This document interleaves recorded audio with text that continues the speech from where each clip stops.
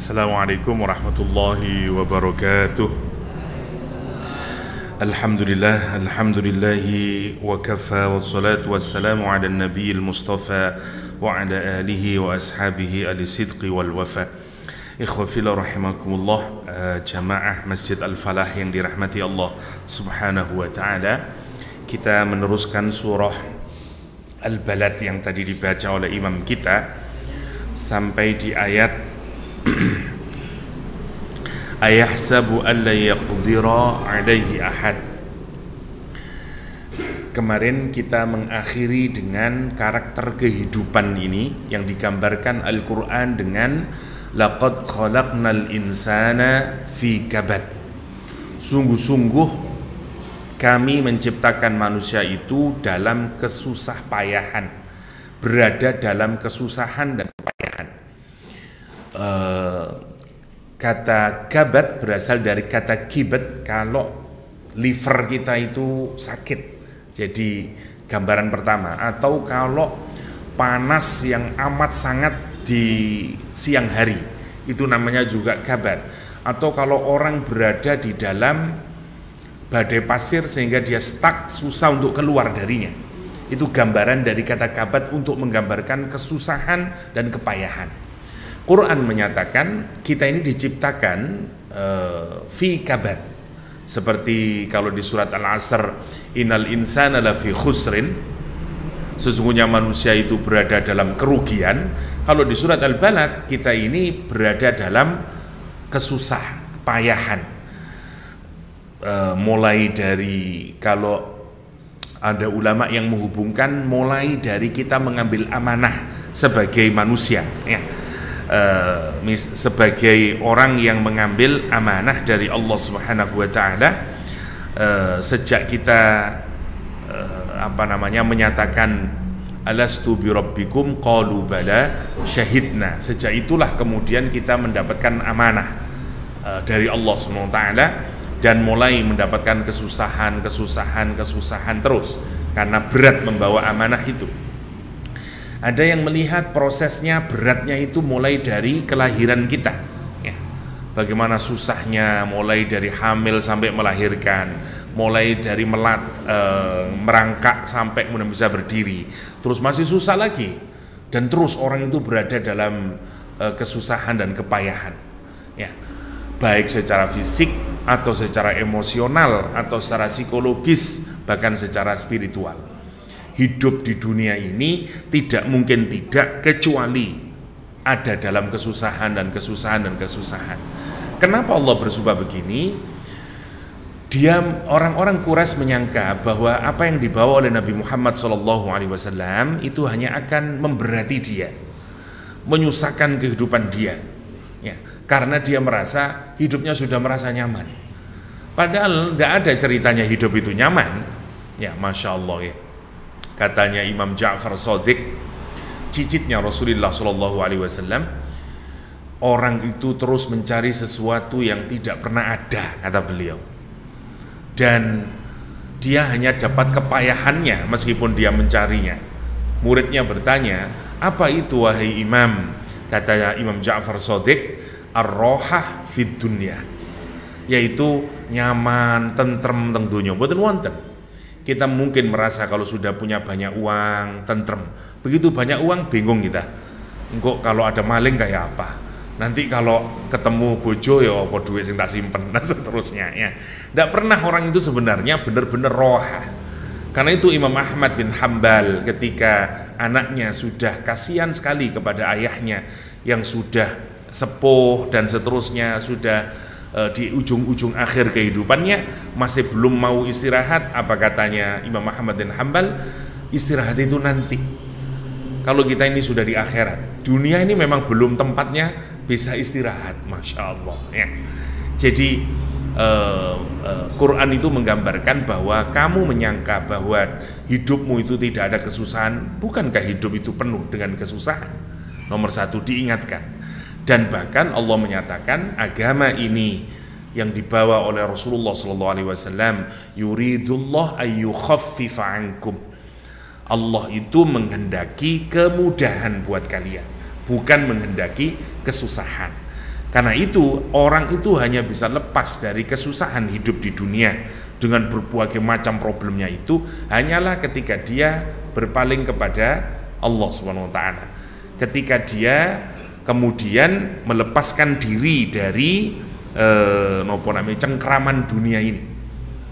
Bahkan Ibnu Athaillah menyatakan la tastaghrib wuqu al-aqdar ma dumta fi hadhihi dar, kata Ibnu Athaillah. Kamu itu jangan merasa aneh kalau ada berbagai macam kesulitan dalam hidup itu. La tastaghrib, jangan kamu merasa aneh. Wuqu al-aqdar, kenapa? Ma dumta fi hadad dar, katanya Ibnu Athaillah. Selama kamu ada di dunia ini, ya wis memang begitu. Mangan ae susah kok. Nggih. Waduh, untune coplot gara-gara mangan. Semuanya nggak ada yang benar-benar semuanya itu membawa kebaikan secara sempurna. Kata Ibnu Athaillah, kenapa sih dunia itu dibikin wonten susai, wonten akdare? Bojo meskipun wis menyenangkan, tapi ada saat menyusahkan. Anak meskipun menyenangkan, ada saat megelno wong tuane. Semuanya di dunia ini. Nggih. Tidak ada yang semuanya menyenangkan sepenuhnya. Kenapa? Katanya Ibnu Athaillah ada, karena memang itulah watak dunia. Tujuannya adalah agar kita berpaling kepada yang lebih sempurna, yaitu akhirat. Anehnya, meskipun boten sempurna, banyak kelemahannya, banyak kesusahannya dunia, orang jatuh cinta kepadanya. Akhirat tidak ada cacatnya, sempurna semuanya. Banyak orang yang tidak tertarik kepadanya. Itulah menarik. Tengah akhirat itu sempurna, pilek mboten wonten, ngeluh mboten wonten, tidak ada toilet, semuanya sempurna. Makanan dikonsumsi semuanya langsung dikonsumsi oleh tubuh, tidak perlu kita membuang ke toilet, nggak ada, semuanya sempurna. Masya Allah kalau kita pikirkan. La syamsa, tidak ada panas, tidak ada dingin yang benar, wala zamharira, kata Al-Quranul Karim. Maksudnya itu ibaratnya wong iki ono arek ayu, iki ono arek elek. Kon tak dudukno sing elek. Cek ini apa? Cek ini ngelirik rono. Maksudnya itu biar lahdoh, istilahnya Ibnu Athaillah. Biar lirikanmu kepada akhirat. Dan tebak, kapan kita merasa rohah? Kapan kita ini merasa istirahat? Kalau kita melirik akhirat. Kalau kita menggantungkan kepada Allah Subhanahu wa taala, disitulah orang baru mendapatkan tumakninah. Ala bidzikrillahi tatmainnul qulub. Keranten kalau kita ini ke dunia, sebesar apapun lah kepemilikan kita, setinggi apapun pangkat kita, tetap mawon wonten kesusahan.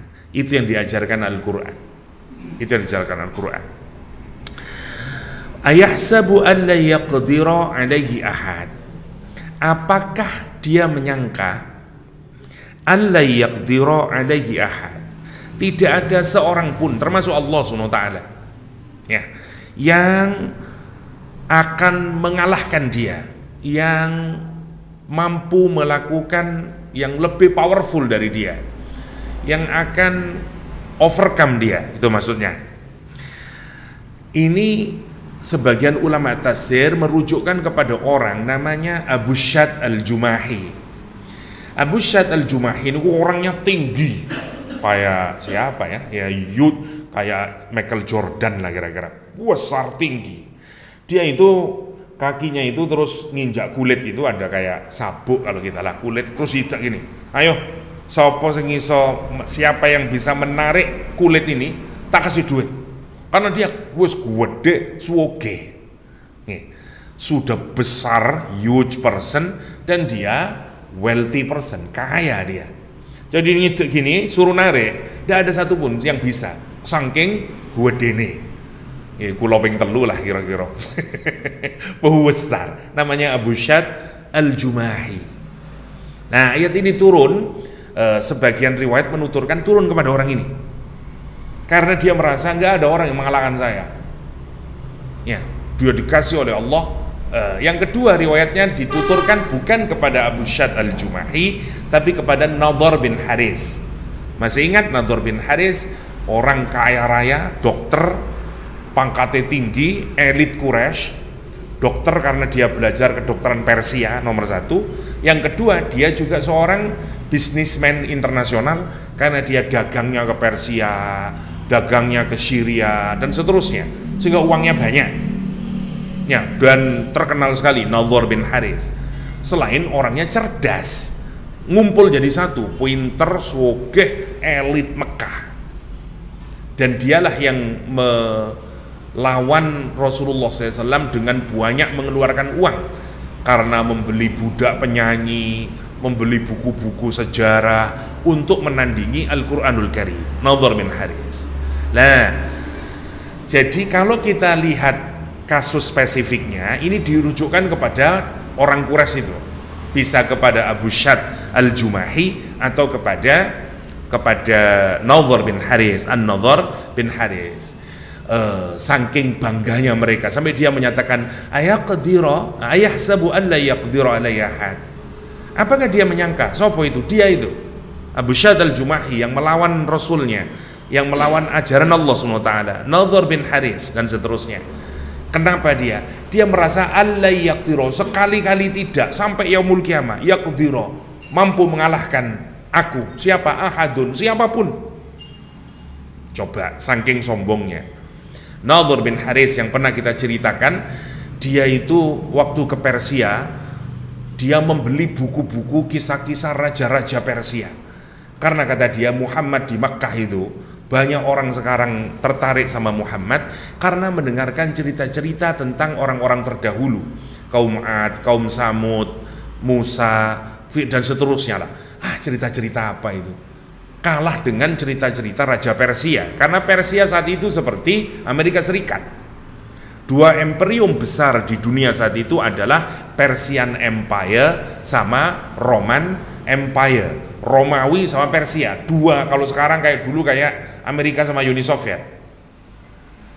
Nah kalau cuman cerita Zimbabwe, Sri Lanka ibaratnya, Brunei Darussalam, cerita apa? Ibaratnya gitulah. Nadhr bin Haris. Saya tak beli cerita-cerita tentang Rustum, Itfandiar, kata dia, raja-raja Persia yang pasti mereka akan tertarik. Nomor dua, tak lengkapi, saya beli biduan wanita yang nanti kalau datang ngasih makanan, ngasih minuman, dan dia saya suruh nyanyi berjoget-joget biar orang tidak tertarik lagi sama dakwanya Muhammad. Spend banyak uang dia untuk hanya menghalangi dakwanya Rasulullah, sampai turun ayat Al-Quranul Karim, wa minan nas may yashtari lahwal hadis liyudilla an sabilillah wa yattakhidaha huzwa, kata Al-Quran. Ada di antara manusia yang membeli ucapan-ucapan yang tidak ada gunanya itu, nyanyian yang tidak ada gunanya itu. Kenapa? Dia gunakan untuk menyesatkan orang dari jalan Allah SWT, ya, wa yattakhidha huzwa, dan digunakan untuk mengolok-olok agama Allah Subhanahu wa taala. Masya Allah, nggih. Orang ngolok-ngolok agama Allah itu macam-macam, ada yang bikin film, bikin drama, bikin konser, bikin macam-macam. Berapa miliar dia keluarkan untuk dan dia merasa siapa bisa mengalahkan saya. Itu dulu begitu.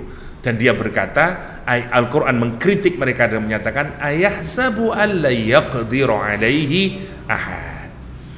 Tetapi seperti rumus umum di dalam Al-Quranul Karim, kalaulah ayat ini dirujukkan kepada kasus spesifik, tapi maknanya umum kepada siapapun saja. Orang itu kalau melawan Allah dikritik oleh Al-Quran, melawan agama ini dikritik oleh Al-Quran. Memangnya tidak ada yang mengalahkan kamu, yang lebih powerful dari kamu? Ya, diingatkan. Kok bisa kamu itu adigang adigong itu? Kok bisa rumongso gumede? Kok bisa melawan Allah SWT? Memangnya tidak ada yang bisa mengalahkan kamu itu? Dan dia menyangka nggak ada yang mengalahkan dia. Ya, itu ayahsabu allam yaqdiru alaihi ahad. Matur nuwun. Ini juga menunjukkan apa? Menunjukkan sifatnya manusia. Ya, nomor satu, jadi kondisi psikologis orang itu merasa bahwa satu sisi dia merasa sombong, tidak bisa mengalahkan, tidak ada yang bisa dikalahkan, tidak ada yang bisa mengalahkan dia. Tapi satu sisi dia merasa takut, wonten konflik di dalam dirinya itu, semuanya begitu. Jadi orang itu kalau merasa, semakin orang merasa sombong, sebenarnya dialah orang yang paling rapuh. Teng psikologi ngoten, wong niku lek senengane ngritik, dialah orang yang paling susah dikritik. Jenengan lek ningali tiyang sukanya mengkritik aja, ini kurang api, ini kurang api. Dia itu sebenarnya orang lek jenengan ngritik ngamuk deh nih. Paling anti kritik. Jadi cirinya begitu, orang itu kalau senang mengkritik, dia paling anti dikritik. Orang itu kalau menyombongkan diri, sebenarnya dialah orang yang secara rohani paling rapuh. Karena itu dia membanggakan dirinya, karena dia menyembunyikan kerapuhan dirinya. Wonten nopo namanya konflik di dalam, biasanya disebut dengan psychological conditionnya itu, kondisi batinnya. Ya, orang kalau mboten dia tidak perlu membanggakan diri dan seterusnya. Dan menariknya nih, ini namine Quran menggambarkan ayahsabu alla yaqdiru alaihi ahad.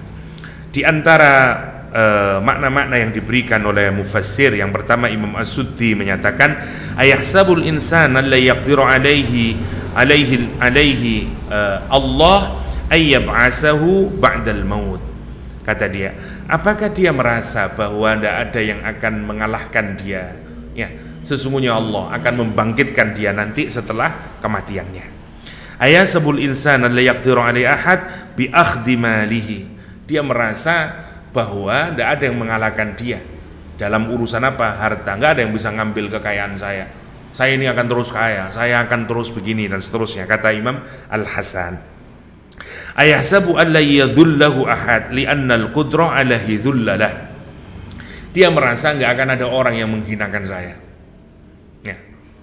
Dan seterusnya dan seterusnya. Ada saatnya, ada saatnya. Dulu orang merasa kalau sudah jadi jenderal polisi nggak bisa disentuh dan seterusnya. Ternyata modar kata Sambo. Nah, gitu. Banyak hal kita bisa dapati. Orang bisa merasa begitu. Ada yang mengandalkan bapaknya model Mario Dandi dan seterusnya. Semuanya bisa selesai. Lihat apa yang diomongin oleh Mario Dandi sama yang tukang menyuting si laki-laki itu waktu dia nanti di penjara. Tenang saja, nanti bapak saya ngurus semuanya, kita segera keluar dari penjara. Itu omongannya dia. Lah ayat ini cespleng kalau kita renungkan. Ayahsabu alla yaqdiru alaihi ahad. Apakah dia menyangka tidak ada yang lebih kuasa dari dia? Masya Allah. Ya, itu. Dan orang itu wataknya manusia itu bisa begitu kalau sudah diberikan oleh Allah kekayaan, kekuasaan, seperti orang Quraisy, seperti Abu Syad Al-Jumahi, seperti Nadhr bin Harith, seperti Abu Jahal dan seterusnya dan seterusnya. Niku hebatnya kekayaannya bisa merubah, atau kekuasaan bisa merubah karakternya manusia. Yaqulu ahlaktu malan lubada. Orang ini menyatakan ahlaktu, aku menghancurkan malan, harta, lubada, yang sangat banyak. Maksudnya apa ini? Gini dulu. Lubada itu berasal dari kata libdah atau lubdah. Jadi kalau kita ini mengumpulkan sesuatu yang awalnya berserakan terus ngumpul jadi satu sampai tebal, nah itu namanya libdah atau lubdah. Dari situ diambil kata lubada, dari kata itu. Apa maknanya? Ada yang menyatakan misalnya qala Abu Ubaidah huwa fu'alun minat talabbut, yang ngikutin wazan fu'al dari kata talabbut, wa huwa al-malul katsir ba'duhu ala ba'd. Uang yang sangat banyak, harta yang sangat banyak, tumpuk-tumpuk, ba'duhu ala ba'din. Tumpuk-tumpuk saking akeh. Imam Qutaibah menyatakan al-malul mutalabbid ka'anna ba'dahu ala ba'd. Sama, uang yang tumpuk-tumpuk. Jenengan nek wong segepok terus sing saged di nah niku namine lubad. Namine lubada. Saking nopo nih, saking katahe hartanya namanya lubada. Atau Quran misalnya menggambarkan kisah menarik wa annahu lamma qama Abdullah yad'uhu kadu yakununa alaihi libada, wonten surat Jin ya. Wa annahu, dan bahwasanya lamma qama Abdullah, ketika hambanya Allah yakni Nabi Muhammad SAW sepulang dari Taif nggih, kemudian sholat Rasulullah SAW, berdiri sholat ya, yad'uhu, min doa sama Allah, maksudnya sholat di ayat ini, kadu yakununa alaihi libada, hampir saja jin-jin itu nopo mendesak-desak mengerungi dia, tumpuk-tumpukan jin nih. Saking kan satu rombongan banyak tuh bergerak. Rasulullah sedang sholat, kali Zaid bin Harisa mendengar suara itu, jin itu mirengaken ya, yastami'u ya, kalau dalam Al-Quran dia mendengarkan niku mandek sedoyo saking senengi itu, hampir dia mendengarkan itu tumpuk-tumpuk itu jujul-jujulan. Nah, Quran menggunakan kalimat itu, wa annahu lamma qama Abdullah yad'uhu kadu yakununa alaihi libada, kata Al-Quran. Nah, ini buatan jinnya bertumpuk-tumpuk, uangnya bertumpuk-tumpuk. Untuk nunjukin apa? Kayanya Abu Syad al-Jumahi, kayanya Nadhr bin Haris. Dan dia menyombongkan diri dengan apa, kata dia? Ahlaktu malal lubada, aku menghancurkan. Memang di Indonesia boten wonten, nek teng bahasa Inggris kadang wonten ngeten, misalnya orang itu kalau menyombongkan karena uangnya sangat banyak, terus dia beli mobil baru atau beli sepeda baru atau bangun rumah baru, dia misalnya dia I blew a lot of money ya, saya ngancurin banyak duit untuk ini rumah ini.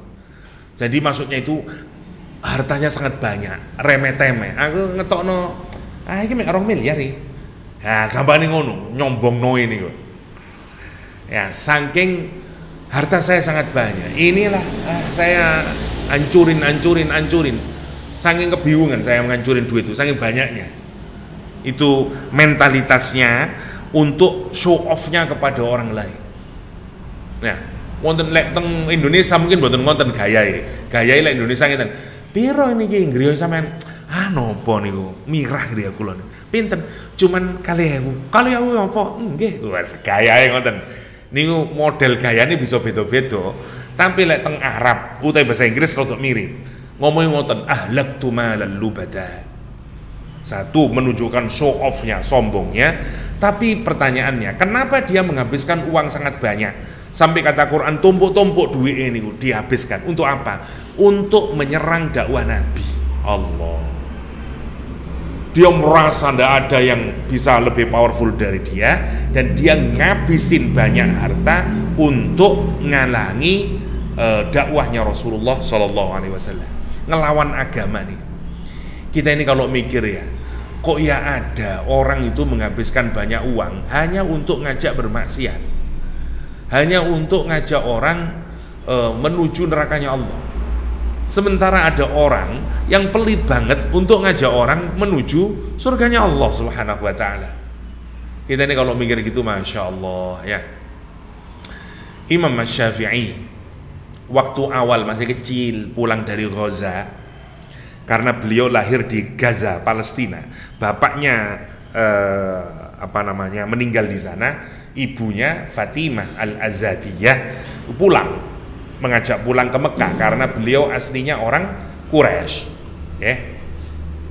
Sampai di sana dia belajar ngaji pertama kali ke salah seorang syekh. Itu karena saking miskinnya dia tidak punya apa-apa, karena mbok rondo nih, mboten nggak ada nopo-nopo.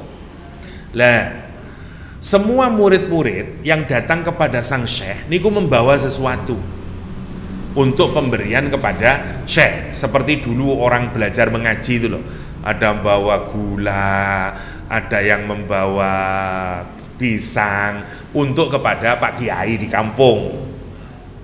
Lah, semua anak itu membawa makanan atau membawa sesuatu lah untuk sang ustadz atau sang kiai. Sementara Imam Syafi'i tidak bawa apa-apa. Nopo? Karena ibunya tidak punya apa-apa. Wis pokok dipeseni kon sing taat, sing nurut, adabe sing apik, geloken temenan gurumu belajar. Lah, ustadznya lebih mendahulukan yang bayarin dulu loh, wong gratisan kok ikon terakhir. Tadi buatan diajar Imam Syafi'i.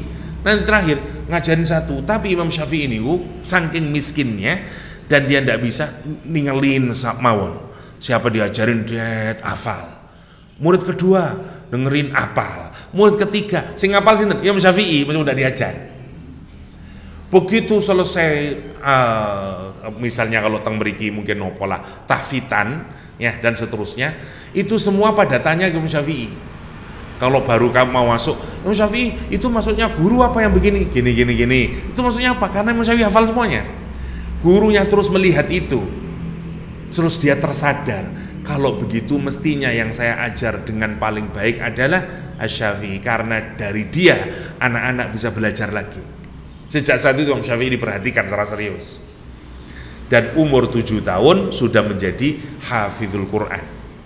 Umur 13, ada yang menyatakan 17 tahun, beliau sudah hafal Al-Muwatta libni Imam Malik ya, yang segini itu hafal beliau Muwatta hadis nih.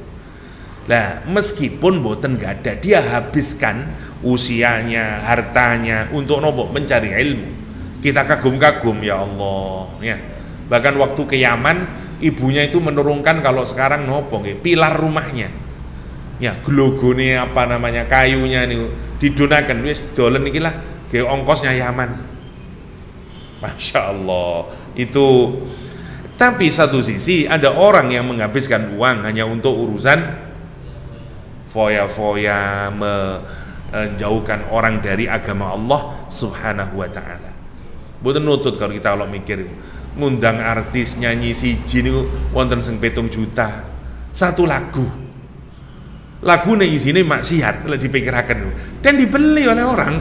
Allah kalau kita pikirin itu namanya ahlaktu malal lubada. Dia berbangga dengan itu untuk menunjukkan apa? Ahlaktu malal lubada. Sementara orang soleh itu menghabiskan hartanya agar dia bisa nanti mendapatkan kesenangan di akhirat. Wonten sing sibuk menghabiskan, kata Rasulullah SAW, irilah kepada 2 orang. Kita ini kan tidak boleh iri ya, la hasada illa fis nain. Kata Rasulullah itu tidak boleh hasud kecuali kedua ada 2 orang saja. Satu orang ilmu yang berilmu mengamalkan ilmunya dan dia memutuskan dengan ilmunya ya. Yang nomor 2 adalah orang kaya. Kalimatnya menarik, orang kaya yang dia kemudian sibuk menghabiskan hartanya di jalan Allah Subhanahu wa taala. Nah, lek jenengan ningali wong soge, ya Allah sedekahne Ustaz, bantuannya ke arah yatim, bantuannya gini, bikin iri saya. Lah iri mboten napa lek wonten wong ngoten niku. Iri kepada orang yang kaya. Kados siapa? Imam Hanafi. Irilah pada Imam Hanafi. Imam Hanafi sugih. Ayahnya adalah orang kaya. Ditinggal mati, bisnisnya diteruskan di pasar. Tapi karena dia orang alim, dia tidak mau menghabiskan usianya untuk ngurusin bisnis. Dia meng-hire orang. Lah karena dia bisa orang ini kurang pati kamu. Dah, kamu di pasar ya, diserahin beberapa tokonya itu untuk tetap. Di siang hari, harinya digunakan untuk mengajar. Semua santrinya Imam Hanafi, siapa yang membiayai? Imam Hanafi sendiri. Turu onde kene, tak kei mangan, tak ajari, gratis kabeh. Niku lek saniki yayasan Imam Hanafi. Semua gratis. Dari mana biayanya? Dari pasar itu, simbiosis. Imam Hanafi melihat untuk anak yang kurang cerdas, ya. Di Imam Syafi'i, Imam Hanafi nyatakan kamu kerja di pasar. Ya. Jadi simbiosis. Memang wonten bagiannya dewe-dewe untuk kamu kerja di pasar. Sing bagian ngapal Quran dari hari ini tinggal di sini. Harta yang dari sana masukin sini. Niku Imam Hanafi. Masya Allah ya. Jadi menarik kalau kita perhatikan bagaimana para imam itu mengajari kita. Ada orang yang menghabiskan harta untuk nopo namine kebaikan. Ada orang yang sebagaimana Abu Syad al-Jumahi atau Nawdhar bin Haris yang digambarkan oleh Al-Quran, ahlaktu malal lubada, ahlaktu malan lubada. Dengan semua usaha yang dia lakukan, sampai kalau istrinya Abu Lahab niku bawa kalung gini, satu makna dia membawa kayu-kayu penuh berduri, ya, kemana-mana dia berjalan untuk memastikan. Riwayat yang kedua, dia memang punya kalung, ya, emas atau perak atau apalah, hartanya yang dia bawa kemana-mana, dan ke setiap orang dia bilang, saya mau habiskan harta saya ini untuk menghalangi dakwahnya Muhammad. Ya, fi jidha hablum mim masad. Salah satu maknanya adalah itu, karena dia mau sesumbar, saya mau ngabisin harta saya pokoknya untuk melawan Muhammad, berapapun saya akan biayai asalkan untuk menghalangi agama ini. Masya Allah kalau kita pikirkan ini mentalitasnya, ya. Satu, merasa powerful, dia menghabiskan banyak harta untuk menghalangi dakwah. Ayahsabu an lam yarahu ahad. Apakah dia menyangka tidak ada seorang pun yang melihat dia? Ada Raqib, ada Atid, ya, ada para malaikat, ada terutama siapa? Allah yang khabir, Allah yang alim, yang mengamati dia. Dia pikir semua perilakunya itu menghalangi dakwah Nabi, menghinakan dakwah Nabi, ya, memusuhi umat Islam dan seterusnya. Dan dia merasa lebih powerful atas yang lain, ya, menghabisin banyak harta untuk merusak agama ini. Quran menyatakan, ayasabu allam yarahu ahad. Apakah dia menyangka nggak ada seorang pun yang melihatnya? Masya Allah, ya, allam yarahu Allah, ya, apakah dia menyangka Allah tidak melihat dia? Kata Imam Mujahid, allam yarahu ahadum minan nas fima anfaqahu. Apakah dia menyangka tidak ada seorang pun dari manusia, ya, yang terhadap apa yang dia infakkan, ya, melihatnya. Ayasabu illam yudhhir ma fa'alahu alla yu'khadu bihi ala wajhi tahdid kama yaqul insan lima yunkiru alaihi fi'lah qad ra'aitu ma sana'ta tahdidan lahu fayakunul kalam ala hadzal wajhi wa'idan. Sama, ya, ini fungsinya untuk kecaman atau untuk ancaman, ya. Seperti kalau kita ngelihat aku ro sing mbok lakoni, hati kon, ya, aku ro sing mbok lakoni. Nah, kalimat ini untuk mengancam dan untuk menghardik dengan seluruh perilakunya itu. Kata Al-Quran, ayahsabu allam yarahu ahad, kayak Nadhr bin Haris nih, ya. Jadi kalau orang itu mau menuju rumahnya Nabi Muhammad, mau mendengarkan Rasulullah baca Quran, entah saat Rasulullah niku berdakwah atau saat Rasulullah sholat, niku budak perempuannya, jariyahnya yang dia beli, penyanyinya itu disuruh manggil sudah, ayo sini, duduk sama kami. Terus langsung dia bilang, kasih minuman keras, minum dia dan seterusnya, goyang kamu, nyanyi kamu. Baru kemudian diceritakan raja-raja, Rustum dan seterusnya. Terus Nadhr bin Haris bilang begini, lihat, enakan mana, bagusan mana, ceritanya Muhammad atau ceritaku ini? Di sana kamu diceritain Ad, diceritain Samud, tapi bukan hanya cerita. Habis itu kamu disuruh infak, habis itu kamu disuruh sholat, habis itu kamu disuruh berbuat baik. Di sini kamu dapat minum, dengerin belly dance, melihat biduan wanita. Yang terakhir, kamu dengerin cerita-cerita yang senang, dan aku tidak menuntut apapun darimu. Ini ngomongin Nadhr bin Haris. Makanya Quran menyatakan, ayahsabu allam yarahu ahad. Mbok kira gak ono ta sing nontok kelakuanmu iku. Ayahsabu allam yarahu ahad. Masya Allah, ini saking buruknya perilaku mereka. Ayahsabu allam yarahu ahad, yakni anna Allah azza wa jalla ayadhunnu anna Allah lam yara nafaqatahu. Apakah kamu berasumsi bahwa Allah tidak melihat perbelanjaanmu itu, ya, dan seterusnya. Ada juga yang mengartikan alam naf'al bihi ma yadullu ala anna Allah qadirun ala ba'thihi, ya, ila akhiri. Oh, ini yang ain-ainnya. Oke, itu yang Allah mengingatkan. Kemudian dilanjutkan dengan kalimat alam naj'al lahu ainain. Bukankah kami ciptakan atau kami buatkan buat mereka ainain, dua pasang mata ini. Untuk apa? Untuk bisa melihat, untuk melihat semua keadaan ini, merenungkan dan seterusnya. Karena ini kan alat ya, alat kita untuk berpikir. Dari apa yang kita lihat, kita kemudian berpikir dan seterusnya.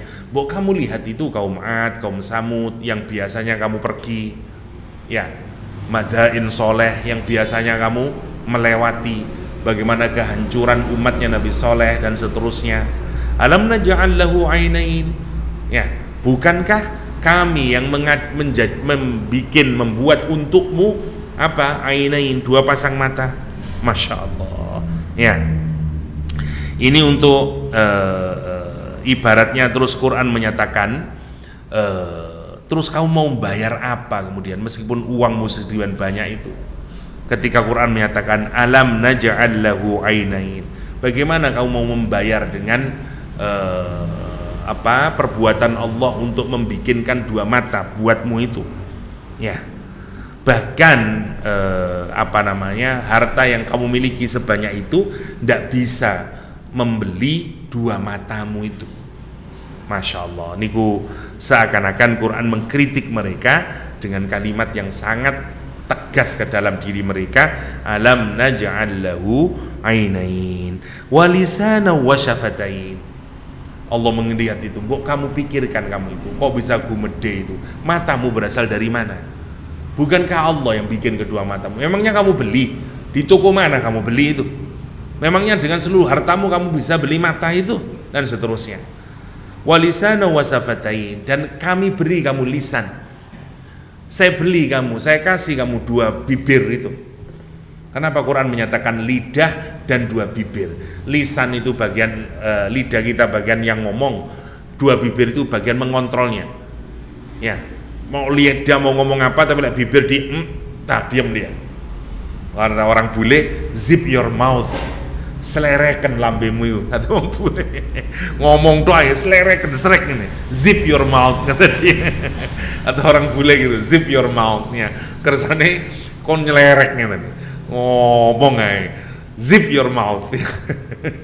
Karena dan seterusnya. Nah, yang menarik, kenapa Quran menyatakan lisan wa syafatain? Para ulama juga mengaitkan dengan lisan itu biasanya digunakan oleh orang Quraisy sebagai senjata yang paling kuat. Jadi menarik ya, lisan itu ada yang ulama lughah menjelaskan dia berasal dari kata milsan. Orang Arab dulu itu kalau takut binatang buas, ya misalnya ada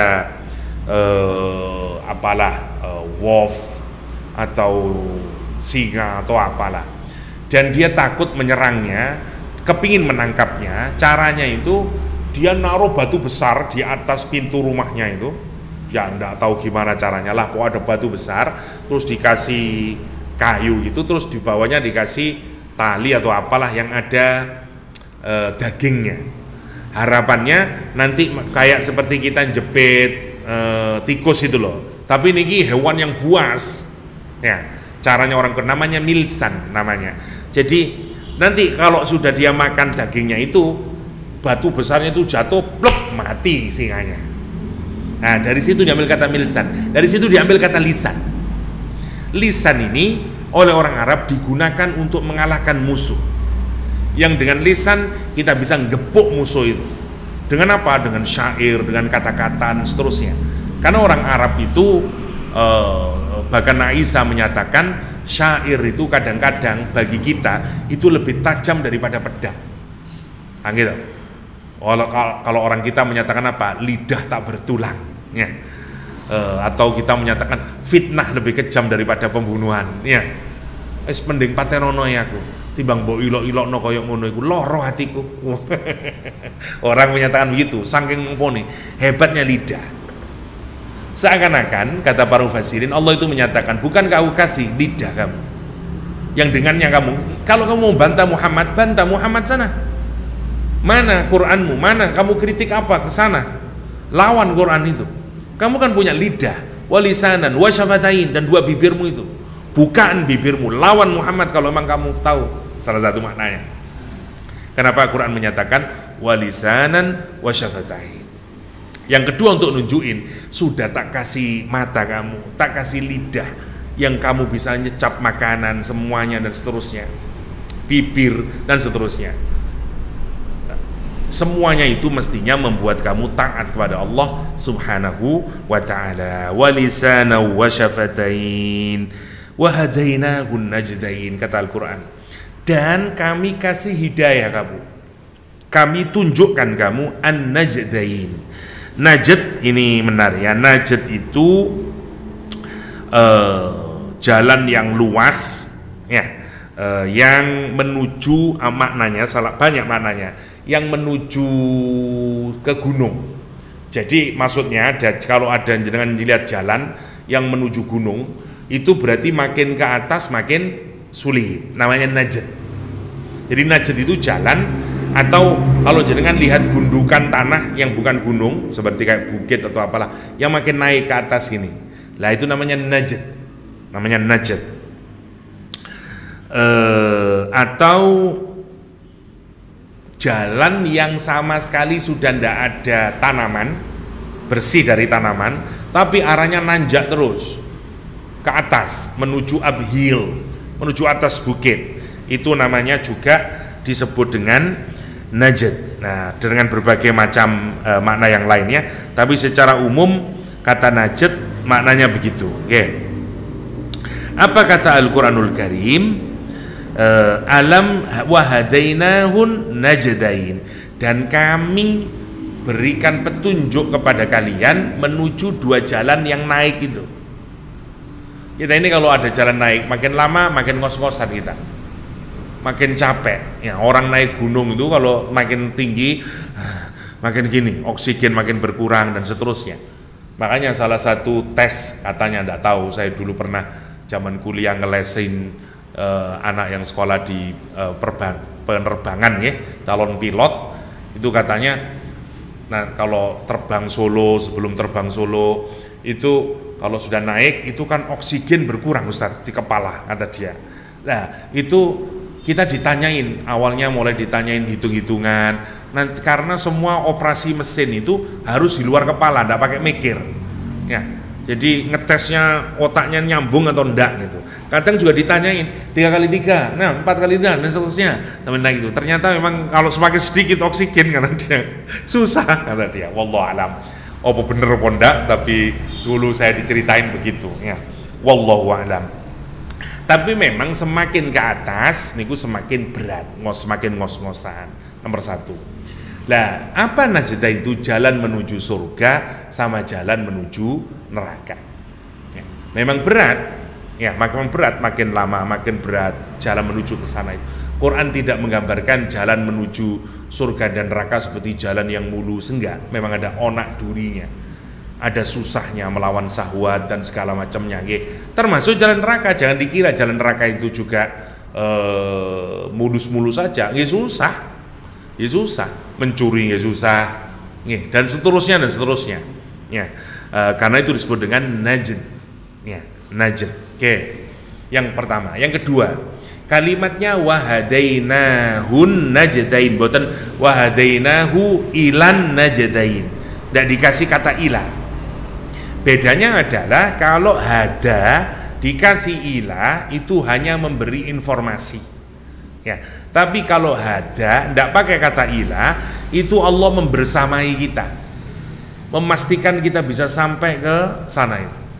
Kata Allah, aku itu bukan ngasih informasi saja sama kamu, tak jelasin, tak turunin nabi, tak kasih Qur'annya, bukan hanya ngasih ilham kepadamu atau ngasih pengetahuan kepadamu, itu loh jalan ke surga, itu loh jalan ke neraka, sudah enggak. Ya, seperti GPS ngikutin kita, pusing kanan, pusing kiri, ya, kalau kata style pakai Malaysia, ya, turn right, ya, turn right, turn left, dan seterusnya, ya, nanti your destination will be on the left, dan seterusnya, dikasih tahu kita, itu namanya hada tanpa ilah, ya, karena dibersamai, dipastikan kita sampai. Allah itu membimbing kita menuju surganya Allah dengan cara begitu, dibimbing kita. Sampai kalau kita pikirkan dikasih nabi, dikasih Quran, ya, dan dibersamai, apalagi para sahabat dibersamai dengan nabi, ya, masya Allah. Ini guna ini, dan apalagi dikasih mata kita, tadi yang diomongin tadi, dikasih lidah kita, untuk apa? Untuk mikir bisa masuk di otak kita. Wahadainahun najdain. Yang pertama, an-najd adalah sabilul khair wasyar, jalan yang benar baik, jalan yang buruk. Sabilul huda wad-dhalalah, jalan petunjuk dan jalan kesesatan. Sabilul syaqa was sa'adah.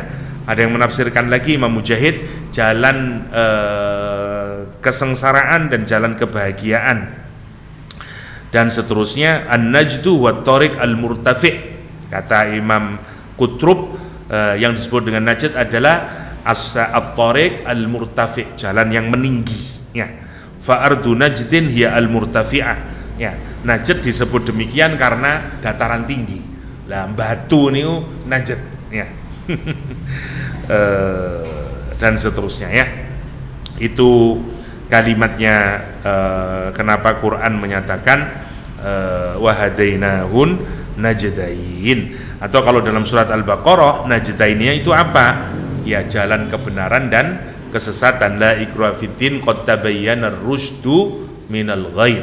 Ya, satu ar-rusyd, yang kedua adalah al-ghayy. Yang satu bengkok, yang satu lurus, ya. Itu gambaran di dalam Al-Qur'an ketika menggambarkan najdain. Atau misalnya di surah Al-Lail, inna sa'yakum lasyatta, ya, fa amma man ata wattaqa saddaqa bil husna fasanuyassiruhu lil yusra. Allah mudahkan jalannya, ya. Ini namanya jalan hidayah bagi siapa? Ata wattaqa saddaqa bil husna, ya, dan seterusnya.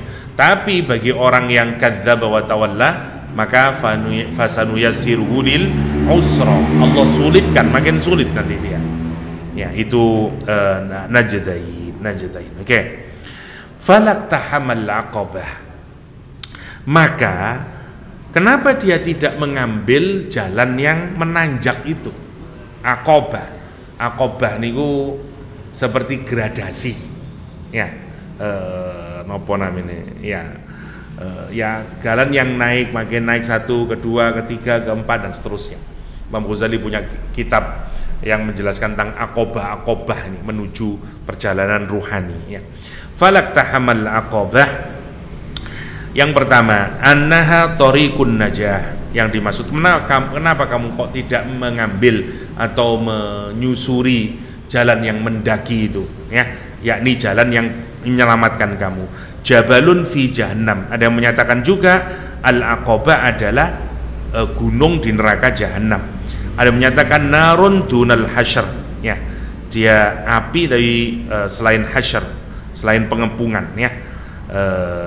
Annaha as-sirat yudrabu ala jahannam ka haddis saif. Ini adalah sirat, jalan yang nanti akan dilewati orang yang ada di bawahnya neraka jahanam itu, yang bawahnya neraka jahanam, ka haddis saif, seperti nopo, saking susahnya itu seperti pisau, ya. Ini yang biasanya sering dipakai argumentasi oleh orang-orang, sirat itu saking susahnya seperti pisau, ya. Dan seterusnya ada masih mirip-mirip semuanya pendapatnya. Falaqtahamal aqabah. Kenapa kamu kok tidak menggunakan usahamu? Kenapa kamu kok tidak menggunakan daya upayamu untuk apa? Melalui jalan itu, atau jalan yang mendaki itu, atau aqabah itu. Ya, meskipun memang berat. Ya, memang berat. Kenapa kamu kok tidak jumping sana? Ya, maksudnya. Sebenarnya iktahama itu, falaqtahamal aqabah. Iktahama makna dasarnya adalah meloncat, ya, meloncat untuk mendapatkan atau untuk apa namanya, kalau kita ingin menghindari atau apalah, untuk mendapatkan sesuatu tanpa berpikir banyak, niku falaqtahamal aqabah. Kenapa kamu kok tidak melompat? Mengapa kamu kok tidak menyusuri? Ya, bahasa lebih mudahnya al-aqabah. Apa yang dimaksud dengan aqabah? Kata Allah Subhanahu wa taala di sini adalah, saya lupa ada yang la ya.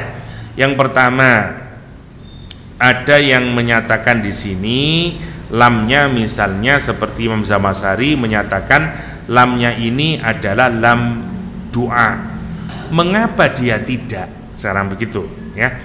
Mengapa dia tidak menaiki atau climbing? Mengapa dia tidak menaiki aqabah ini ya, sebagaimana fungsinya untuk liddu'a.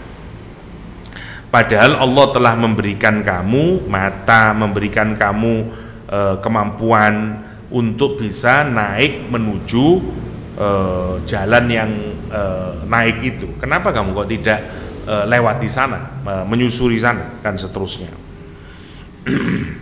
Mestinya orang harus mengambil jalan itu yang akan menyelamatkan dia dari siksaan neraka jahanam. Terus ditambahi dengan kalimat wa ma adraka mal aqabah, tahukah kamu apakah aqabah itu?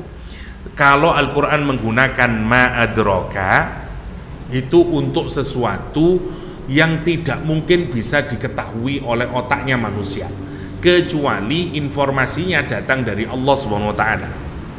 Aqabah itu, kenapa kamu kok ndak menaiki aqabah itu? Kenapa kamu kok ndak menyusuri, melewati aqabah itu? Ya, aqabah itu? Tidak ada yang tahu. Kita tunggu saja penjelasan dari Allah. Kalau Quran menggunakan ma adraka, nanti Allah memberitahu jawabannya. Tapi kalau Quran menggunakan ma yudrika, itu tidak dikasih tahu oleh Allah. Seperti wa ma yudrika la'allahu yazakka. Tidak ada yang tahu siapa yang hatinya bersih, tidak ada yang tahu. Allah tidak memberitahukan. Tapi kalau ma adraka, meskipun dia tidak bisa dipikirkan oleh otaknya manusia, tapi nanti oleh Allah diberitahu. Ya, at-tariq wa ma adraka mat-tariq, dikasih penjelasannya an-najmus saqib, al-qari'ah mal-qari'ah wa ma adraka mal-qari'ah, dikasih penjelasannya al-qari'ah itu yauma yakunun nas kal farasil mabthus misalnya. Semuanya dikasih tahu. Wa ma adraka ma lailatul qadar, dijelaskan lailatul qadri khairun min alfi syahr. Kalau ma adraka sama dengan ini wa ma adraka mal aqabah, ya baru kita dikasih tahu apa aqabah itu. Nomor satu kata Al-Qur'anul Karim fakku raqabah. Ya mengabot ya. Climbingnya ini wabot ke satu apa? Memerdekakan budak. Fakka itu sebenarnya maknanya memisahkan. Raqabah niku sini, gulu nih. Jadi dulu budak itu gambarannya dikasih rantai terus di sini. Lah jadi kados anjing atau kados apalah. Ya, makanya disebut dengan ar-riqab. Ar-riqab niku gulune tiyang niku sing pundaknya, lehernya yang ditarik niku. Sininya ini sebagai simbol dari perbudakan. Makanya wonten doa kita ini, Allahumma atiq riqabana minan nar. Ya Allah, bebaskan tengkukku ini ya Allah. Ya, atiq, bebaskan tengkukku ini dari api nerakanya Allah. Ya, makanya salah satu nopo namine kenikmatan kita nanti kalau sudah memasuki bulan Ramadan, setiap malamnya itu kata Rasulullah SAW adalah Allah membebaskan orang yang mestinya masuk neraka tapi dibebaskan dan kemudian dimasukkan surga. Disebut dengan utaqa, walillahi utaqa, dan bagi Allah adalah orang-orang yang dibebaskan, namanya utaqa. Ya, kenapa disebut utaqa? Dari kata itu itkum minan nar, karena dia dibebaskan tengkuknya dari api neraka. Nah, dulu budak itu disebut dengan ar-riqab. Ya. Nah, di sini fakku raqabah, membebaskan tengkuk perbudakan. Nah, inilah kenapa yang dijadikan alasan bahwa Islam itu mendorong untuk meniadakan perbudakan. Justru semua hampir kafarat-kafarat, kalau salah ini, kalau begini, pertama bebaskan budak, ngoten. Kenapa? Karena ide Islam itu memang membebaskan perbudakan, meniadakan perbudakan. Karena itu, tapi caranya karena ini sistem yang sudah berlangsung seluruh dunia ya. Nah, dengan cara yang pelan-pelan begitu Rasulullah SAW di-encourage. Tidak ada amal yang lebih tinggi daripada melakukan pembebasan budak. Siapa yang paling banyak melakukan? Abu Bakar As-Siddiq. Ya, bebasin budak dan seterusnya. Itu fakku raqabah, dan itu mahal bebasin budak karena harga budak paling mahal. Fakku raqabah. Ikhlasuha minal asr, atau membebaskannya dari perbudakan. Ya, itkuha minar riq, sama juga. Wasumya marquq raqabatan li annahu birriqi kal asil al marbut min raqabati, sama seperti yang saya jelaskan tadi ya, karena di sininya ada tali yang mengikat lehernya nih. Ya, itu yang karena itu disebut dengan fakku raqabah. Rasulullah SAW bersabda ya, dari Uqbah bin Amir al-Juhani, anna Nabiya sallallahu alaihi wasallam qala man a'taqa mu'minatan fahiya fida'uhu minan nar. Siapa yang membebaskan seorang budak perempuan, maka itu menjadi fidaknya, tebusannya dari nerakanya Allah SWT. Dia dapat jaminan untuk masuk surga. Orang yang membebaskan budak. Sekarang wonten apa wonten perbudakan? Wonten. Dulu saya mengira sudah tidak ada, ternyata wonten. Saya pernah nonton BBC channel niku wonten modern slavery judulnya, dokumentari. Ternyata Sudan, beberapa negara Afrika niku masih ada perbudakan, dan memang resmi budak. Sampai dia masih menyatakan kami ini budak milik ini dan seterusnya. Ya memang tidak berlaku secara internasional ya, pada di situ saja karena sudah dilarang secara internasional. Tapi ternyata wonten. Seingat saya Sudan waktu itu yang jadi film dokumentarnya dan seterusnya.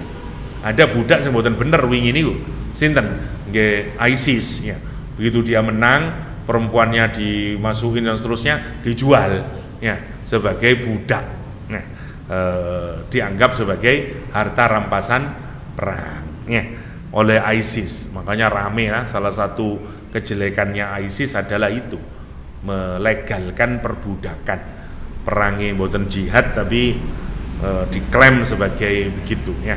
Itu makanya banyak foto-fotonya jual budak $50, $100 Jadi jomblo-jomblo udah iso kawin tuku budak teng sakirang tapi sudah hancur ya. Masya Allah. Niku man a'taqa mu'minatan fahiya fida'uhu minan nar. Fakku raqabah au it'amun fi yaumin dzi masghabah. Terakhir. Yang pertama, paling tertinggi aqabah itu. Kalau kita mau mendaki jalan yang, karena surga itu kan paling tertinggi namanya Firdaus, jalannya makin naik. Kalau kita levelnya kepin makin tinggi, ya cara yang pertama adalah bebasin budak. Itu yang paling berat memang, ngabisin banyak duit dan seterusnya. Ya, tapi kita juga diganjar dengan balasan yang tinggi oleh Allah SWT. Atau level 2, it'amun, memberi makan fi yaumin, di hari dzi masghabah, hari paceklik, lagi ndak musim duit ya, lagi tanaman ndak banyak menghasilkan dan seterusnya.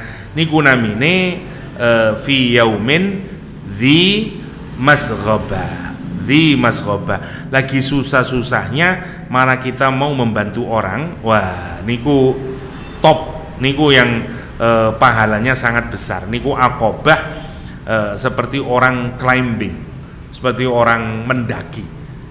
Mengapa kamu tidak mendaki jalan yang terjal itu? Ya, memang berat, tapi kalau kita mau melakukan itu, kita mendapatkan nobo, mendapatkan surganya Allah yang tinggi. Yang menarik, kata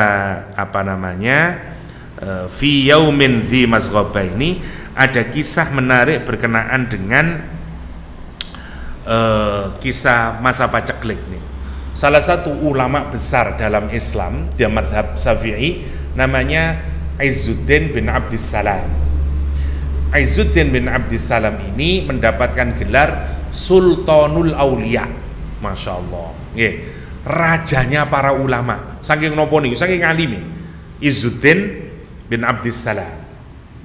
Izzuddin bin Abdissalam itu suatu hari musim paceklik. Orang-orang ini menjual semuanya, barangnya, kambingnya, sapinya, emasnya, peraknya, karena sudah sangat sumpek, nggak ada penghasilan dan seterusnya. Apa yang dilakukan oleh istrinya ya, Izzuddin bin Abdissalam, ini ulama paling besar masa itu ya, kata dia, "Mas, ini orang-orang sekarang lagi jual-jualan semuanya, ya barang-barangnya dijual, sapinya dijual murah-murah karena untuk makan, kebutuhan utama. Oke, ini Mas ada uang sekian dinar, tolong sampean beli, apalah kambingnya atau sapinya atau apanya." Oke, kata Izzuddin bin Abdissalam, dibawa duitnya, udah dibagiin sama dia kepada orang-orang yang fakir. "Tolong belikan Mas harta," kata dia. Tapi tidak spesifik ngomong istrinya, "Tolonglah belikan apalah sesuatu yang menguntungkan buat kita." Udah dibelikan semuanya, kan semacam pulang dia. Kale lembean kan betul-betul nopo-nopo. Bojone, "Lho Mas, itu opo?" Kata dia, "Kamu kan tadi bilang suruh kita mendapatkan keuntungan. Sekarang ini masa yaumun dzi masghabah." Karena itu kata dia, sudah aku berikan kepada orang-orang yang lebih membutuhkan dan pasti kita akan mendapatkan keuntungan yang lebih baik. Niku Izzuddin bin Abdissalam. Istrinya menyatakan, ya alhamdulillah. Coba bayangin kalau kita yang begitu, mulai perang Badar di rumah kita, langit. Masya Allah. Niku hebatnya ulama-ulama besar kita, ya Masya Allah, indahnya akhlak mereka. Salah satu amalan yang paling hebat adalah itu, ya, au it'amun fi yaumin dzi masghabah. Masih ingat Coach Stephen ya, justru di masa-masa Covid dia bisa sekian berapa nih yang dia bisa sodakohkan. Salah satu amalan yang menarik, semua orang merasa sedang butuh-butuhnya, pelit-pelitnya, karena dzi masghabah, malah ada orang yang mau memberikan.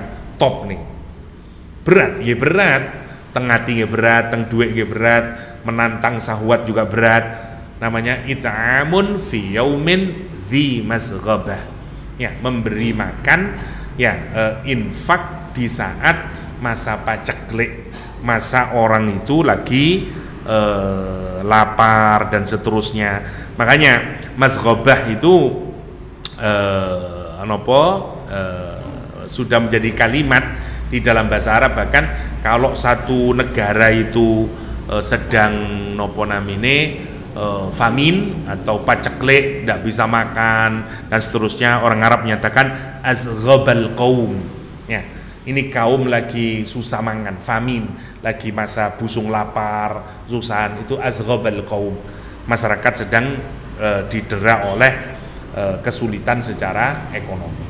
Lah, kalau ada orang yang pada masa sulit, atau kalau kita referkan pada kita lagi susah-susah, tapi kita masih berani untuk infak, pahalanya sangat besar. Itu hanya berada di bawah nopo fakku raqabah au it'amun fi yaumin dzi masghabah. Insyaallah kurang satu pertemuan lagi kita menyelesaikan surat Al-Balad. Demikian, semoga ada manfaatnya, dan Allah yakum ajma'in. Sallallahu ala nabiyyina Muhammadin wa alihi wasallam wa akhiru da'wana alhamdulillahirabbil alamin. Subhanakallahumma wa bihamdika asyhadu an la ilaha illa anta astaghfiruka wa atubu ilaik. Assalamualaikum warahmatullahi wabarakatuh.